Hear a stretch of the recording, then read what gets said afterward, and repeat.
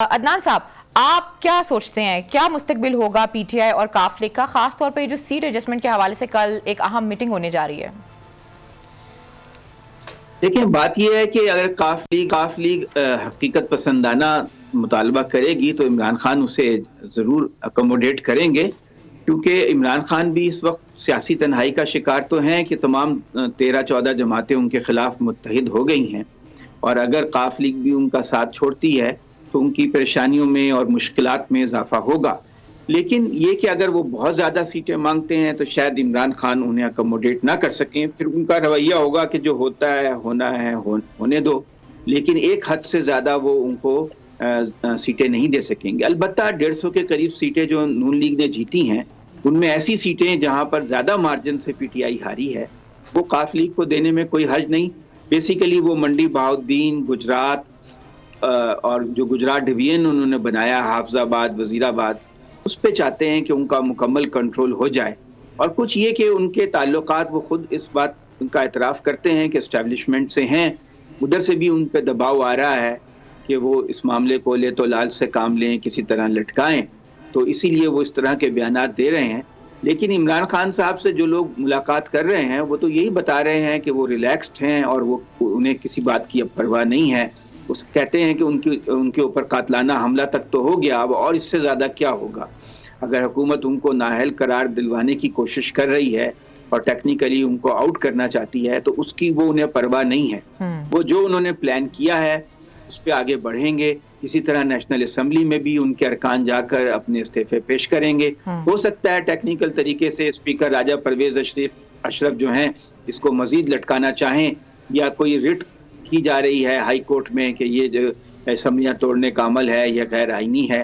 مختلف حربے جو ہیں حکومت، پہلے تو وہ بہت زور دے کے کہہ رہے تھے کہ آ جائیں آپ اسمبلیاں توڑیں، الیکشن کریں، رانا ثناء اللہ نے بہت بڑی بڑک ماری تھی، تو اب وہ بھاگ رہے ہیں۔ صاف نظر آ رہا ہے کہ وہ الیکشن سے بھاگ رہے ہیں۔ معیشت کی صورتحال بہت خراب ہے۔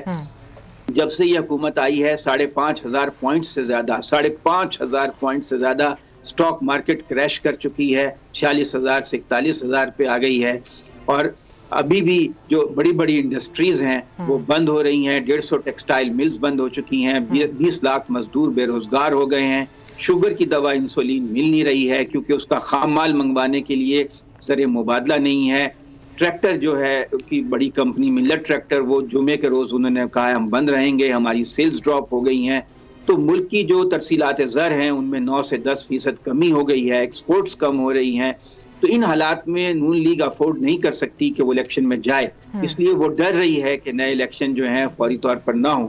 دوسری طرف وہ بہانہ بنا سکتے ہیں کہ خیبر پختونخوا میں دہشت گردی کی وارداتیں زیادہ ہو گئی ہیں، جیسا کہ لکی مروت میں ہوا، بنوں میں ہوا، تو اس بنیاد پہ بھی وہ الیکشن کو آگے بڑھانے کی کوشش کر سکتے ہیں۔ اول تو یہ ہے کہ عمران خان اگر فروری کے اینڈ تک یہ لے جاتے تو ان کے لیے بھی اچھا تھا، لیکن اب چونکہ وہ اناؤنس کر چکے ہیں، اگر وہ اپنی بات سے پیچھے ہٹیں گے تو عوام میں ان کی ساکھ متاثر ہوگی۔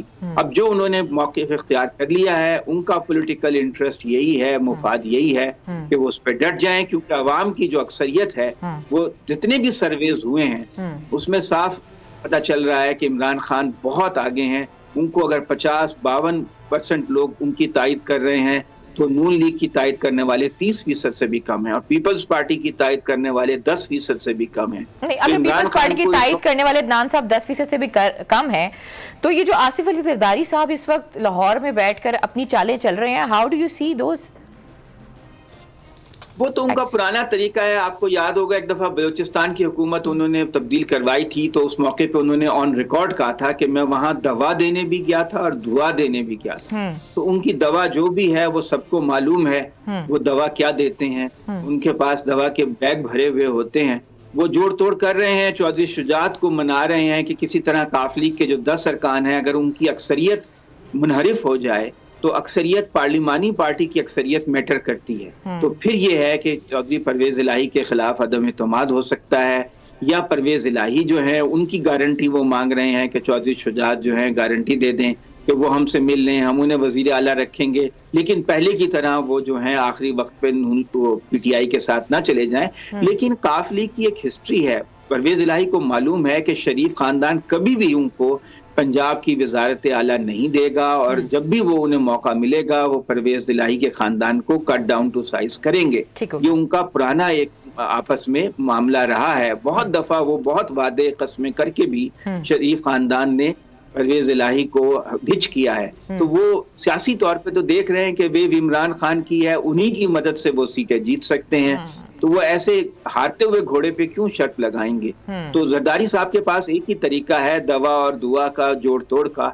वो आजमा रहे हैं, आजमाने में क्या हर्ज है। और रियासती इदारे, तमाम सरकारी इदारे इस वक्त इमरान खान के खिलाफ लग रहा है कि बरसरे बेकार हैं। बिल्कुल वही पोजीशन है जो कभी जुल्फकार अली भुट्टो की थी कि एक तरफ तमाम मुल्क की कुव्वतें थी, अशराफिया थी, और दूसरी तरफ जुल्फकार अली भुट्टो थे और अवाम थे।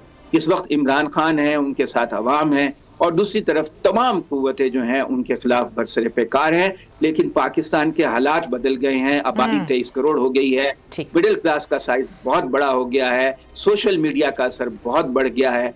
इन हालात में वो करना जो जुल्फकार अली भुट्टो के साथ हुआ था अब मुश्किल हो। ठीक हो गया। हकीकी आजादी की जंग में बोल भी कप्तान के हम कदम। इलेक्शन कराओ मुल्क बचाओ की लाइव ट्रांसमिशन, दिखाई लम्हा ब लम्हा सूरत हाल। रील और रेटिंग में भी बोल न्यूज रहा नंबर 1। सब्सक्राइब करें और बेल दबाएं ताकि कोई खबर रह न जाए।